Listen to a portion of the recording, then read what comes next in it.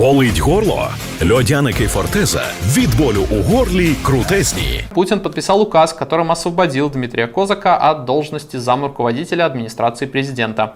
Он занимал эту должность с 2020 года, а до этого 11 лет был заместителем премьер-министра России. В Кремль Козак пришел вместе с Путиным, с которым работал еще в Петербурге. И еще в августе в прессе стали появляться сообщения, что Козак может уйти в отставку, якобы из-за его, скажем так, позиции против продолжения войны. Писали, что Козак единственный из высших путинских чиновников, кто открыто, хоть и не публично, высказывался даже против нападения на Украину изначального. Якобы он призывал Путина начать мирные переговоры и как можно скорее закончить войну. Козак и сам родился и вырос в Украине, в Кировоградской области. Там у него до сих пор живут родственники. В 22 году они записывали обращение к чиновнику, чтобы тот остановил войну. Дима, це наша бабка. Пам'ять бабки, поможи, щоб закінчилась війна у нас. Щоб не було вже цього у нас убійства. Впрочем, пока нет никаких явных доказательств, что Козак действительно выступал против войны. Он спокойно работал с Путиным после 2014 года, когда тот захватил часть Украины, и всегда публично поддерживал политику Кремля.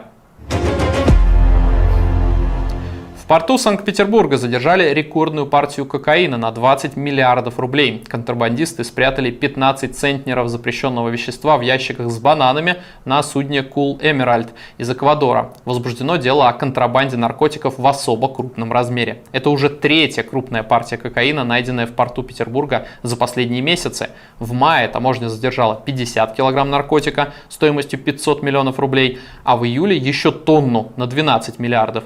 Оборот кокаина в нашей стране резко вырос после начала войны.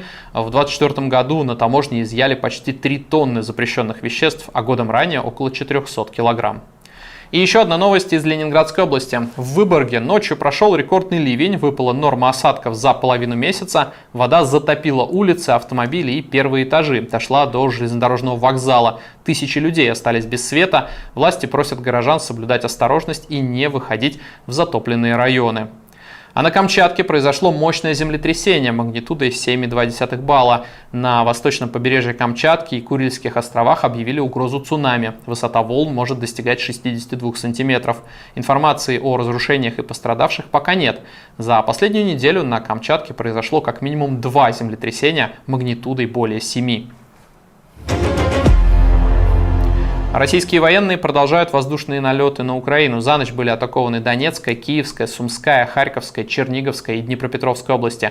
В Киеве дрон попал в жилой дом. Зеленский сообщил о 2 пострадавших в ходе атаки. В отражении российских атак участвуют самые разные системы ПВО, в том числе самолеты F-16, как на этом видео. Да не, стрельни. Давай. Но, снимаю, братва. Но...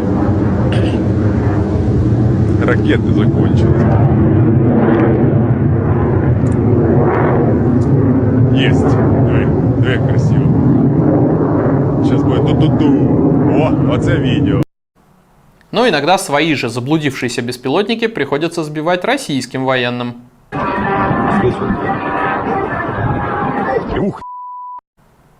Это Борисоглебск в Воронежской области. Тут сработал ЗРПК «Панцирь С-1». Российский дрон Гербера добрался и до Латвии. На пляже в районе города Вентспилс нашли обломок хвоста беспилотника. Видимо, выбросило на берег морем. Опасности он не представляет, боевой части там нет. Однако показательно, как российские дроны появляются уже буквально во всех странах Европы в непосредственной близости от зоны военных действий. Дональд Трамп заявил, что Путин подвел его, потому что продолжил войну в Украине. Об этом он сказал после встречи с премьер-министром Великобритании Киром Стармером. А еще он сказал журналистам, что сейчас не время просить Путина о прекращении огня. Но в нужное время, если мне придется это сделать, это будет жестко, сказал Трамп. Он продолжает настаивать, что Европа и страны-союзницы по НАТО должны перестать покупать российскую нефть. Тогда у Путина закончатся деньги, и он будет вынужден остановить войну. А еще Трамп отказался от военной помощи Тайваню на $400 миллионов. И все ради торговых переговоров с Китаем. Об этом сообщили источники Вашингтон-Пост. По их данным, пока заблокированный пакет помощи был более смертоносным, чем предыдущие, и включал боеприпасы и беспилотники. По данным американской разведки, Си Цзиньпинь готовит китайскую армию к захвату Тайваня в 2027 году. США поставляют туда оружие и укрепляют обороноспособность островного государства. Последний пакет помощи на почти $600 миллионов выделил президент Джо Байден.